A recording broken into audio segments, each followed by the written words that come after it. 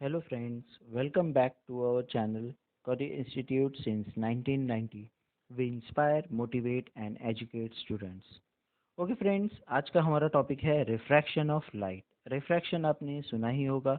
Refraction का मतलब होता है जब भी लाइट एक मीडियम से दूसरे मीडियम में ट्रैवल करता है तो थोड़ा डेविएट होता है यानी कि बेंट होता है। इस प्रोसेस को, इस कंसेप्ट को हम बोलते हैं रिफ्रैक्शन ऑफ लाइट। रिफ्रैक्शन के पहले हम देखते हैं रिफ्लेक्शन क्या होता है। जब भी कोई लाइट अपने ओरिजिनल सोर्स से आता है, जैसे कि यहाँ पे है, उस लाइन को हम बोलते हैं इंसिडेंट रे। ठीक है। और जब भी वो स्मूथ सरफेस को टच करेगा तो वो रिफ्लेक्ट होता है और इसी लाइन को हम बोलते हैं रिफ्लेक्टेड लाइट। ठीक है। तो यहाँ पे इंसिडेंट रे और रिफ्लेक्टेड रे तभी होगा जब भी हमारा ये जो हमारा हम हमारा सरफेस जब भी स्मूथ होगा तो होगा। ठीक है।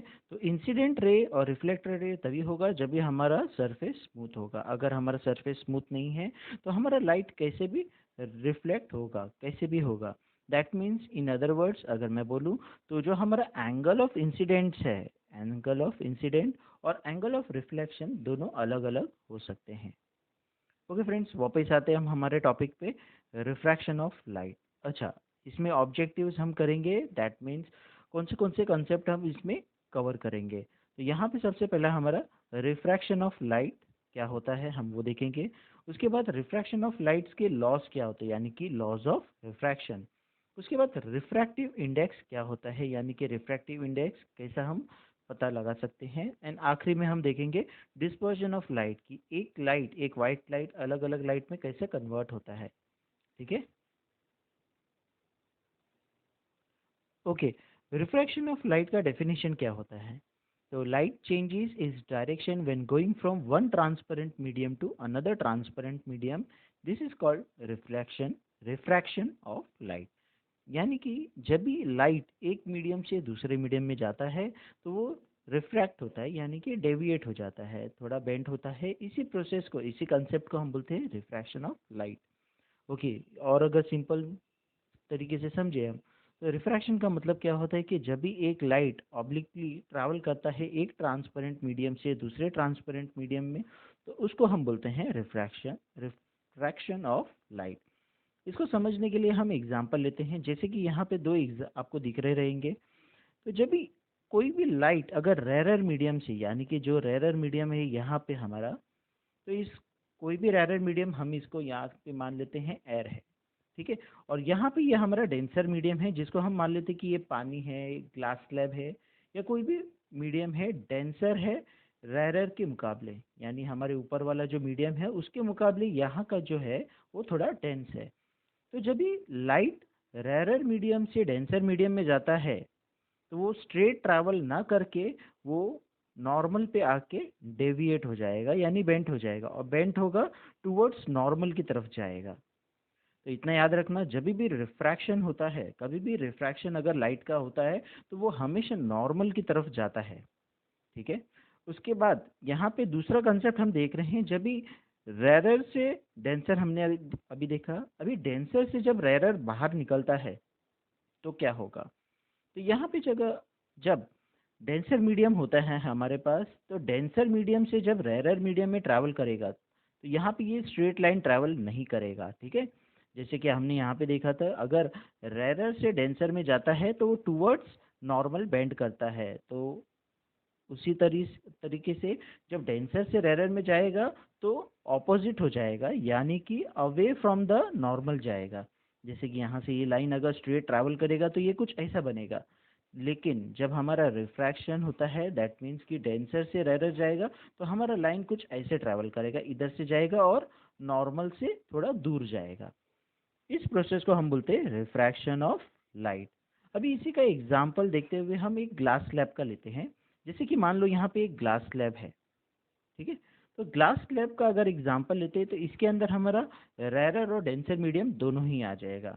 जैसे कि अगर हम देखें यहाँ पे, तो ये हमारा जो एंगल है, ये हमारा जो बनता है इंसिडेंट रे, यहाँ पे जो एयर है, तो ये एयर है, ये यानी कि बाहर का जो मीडियम आपको दिख रहा है ये हमारा रेरर मीडियम है।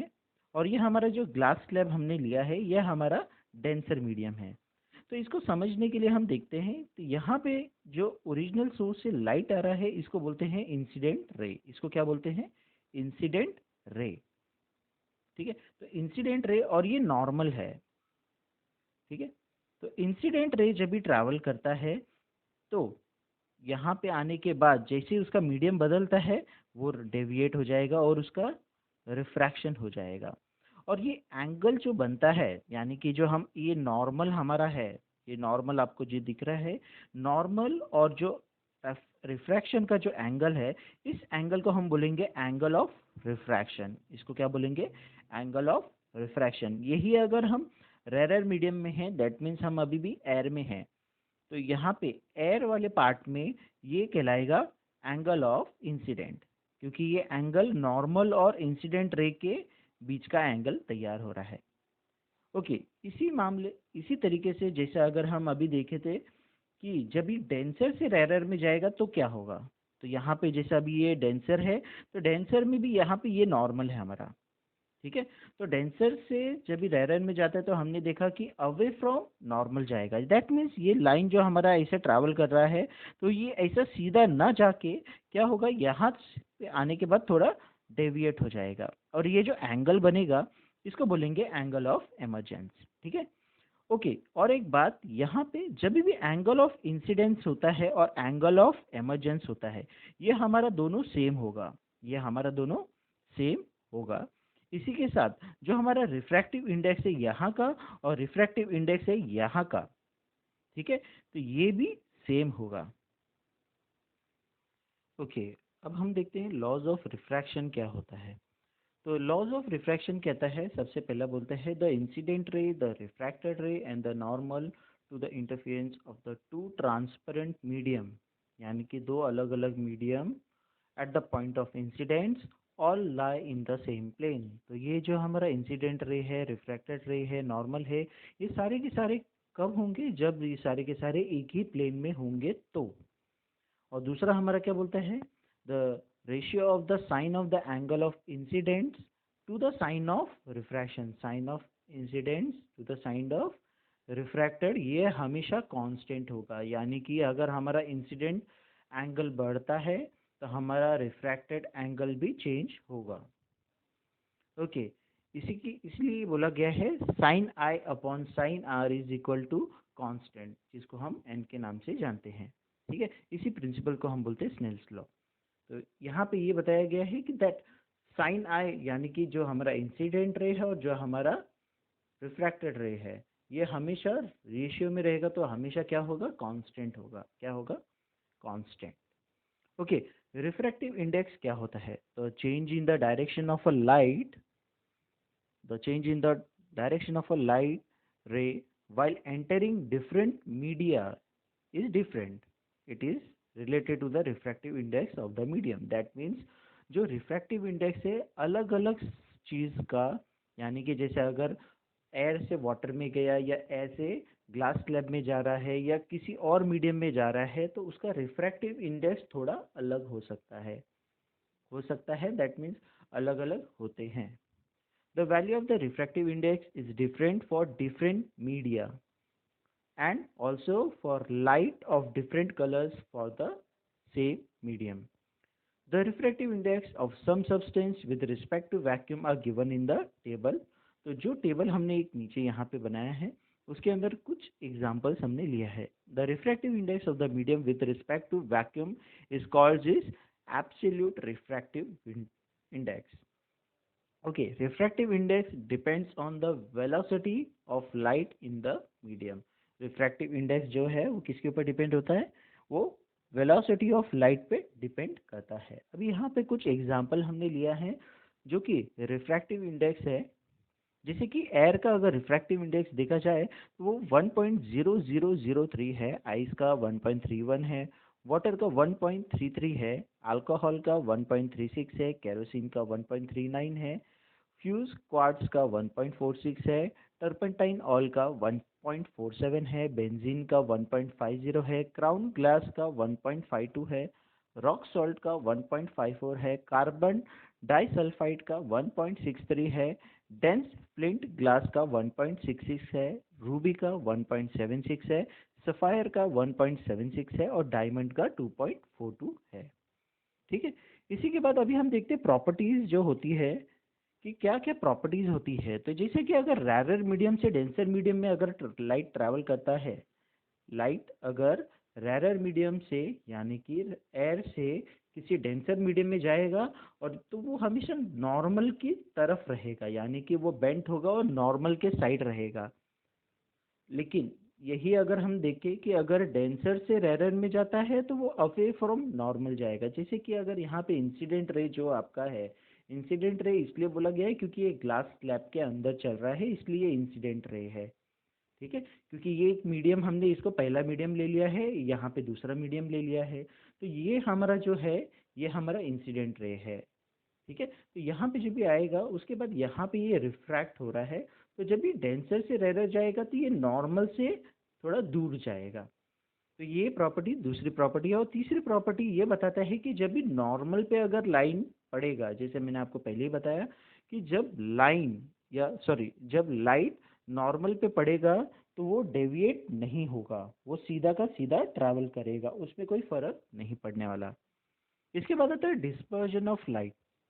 तो डिस्पर्शन का मतलब क्या होता है, जैसे कि नाम से समझ में आता है, डिस्पर्शन ऑफ लाइट का मतलब होता है कि लाइट अलग अलग चीज में डिस्पर्स हो रहा है। तो when white light enters the single medium like glass, the angle of refraction are different for different colours.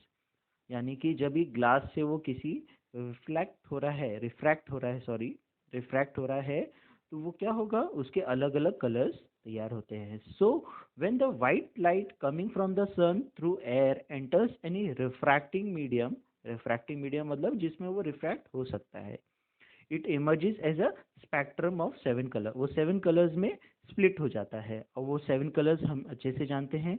पहला है वर्गो नहीं, violet, indigo, blue, green, yellow, orange and red. तो ये the process of separation of light into its component colours, component colour मतलब अलग अलग colours में, while passing through a medium is called the dispersion of light. यानी कि एक light जब भी ट्रैवल करके दूसरे मीडियम में जाता है या दूसरे मीडियम में कन्वर्ट होता है, तो इसी कंसेप्ट को हम बोलते हैं डिस्पर्जन ऑफ लाइट। अभी यहाँ पे लिखा गया है डिस्पर्जन ऑफ लाइट। तो sir Isaac Newton was the first person to use the glass prism to obtain sun spectrum. तो जो सर इसाक न्यूटन है उन्होंने सबसे पहला सन स्पेक्ट्रम का इस्तेमाल किया और उन्होंने अलग अलग लाइट का इस्तेमाल किया, यानी कि उन्होंने चेक किया कि अलग अलग लाइट कैसे तैयार होते हैं। तो when the white light is incident on a prism, different colours bend through different angles. तो जब ये एक व्हाइट लाइट अगर प्रिज्म पे पड़ती है तो वो हर एक कलर का अपना अलग इंटेंसिटी होता है, जिसके वजह से वो रिफ्रैक्ट होता है। तो उसकी वजह से रिफ्रैक्ट क्या है, क्योंकि हर कलर के रिफ्रैक्टिव इंडेक्स अलग अलग होते हैं, तो इसलिए हमें अलग अलग कलर मिलते हैं। तो among the 7 colours, red bends the least while the violet bends the most. इसलिए अगर आप देखेंगे तो यहाँ पे अगर आप देखेंगे तो यहाँ पे हमारा जो ये है, इसमें रेड सबसे कम डेविएट यानी कि रिफ्रैक्ट हुआ है, बेंट हुआ है, जबकि वॉयलेट सबसे ज्यादा बेंट हुआ है। ठीक है। Thus, as shown in the figure, the 7 colors emerge along the different paths and get separated, and we get the spectrum of 7 colors. तो इससे हमें अलग अलग 7 कलर मिलते हैं। ओके फ्रेंड्स, आज के लिए इतना काफ़ी है। सो अगर आपको कोई डाउट्स है और आपको कैसे लगा हमारा वीडियो, प्लीज़ हमें कमेंट कीजिए। ओके, आपको कुछ भी अगर डाउट्स रहेगा तो प्लीज़ आप हमें कांटेक्ट कर सकते हैं। हमारा कांटेक्ट नंबर है 9820533840। आप 7718889907 पे भी कांटेक्ट कर सकते हैं। अगर आप चाहे तो आप हमें ईमेल भी कर सकते हैं। हमारा ईमेल आईडी है cimirarod@gmail.com, या चाहे तो आप हमारे वेबसाइट पे भी विजिट कर सकते हैं। हमारा वेबसाइट का नाम है www.careerinstitute1990.com। ओके फ्रेंड्स, आज के लिए काफ़ी।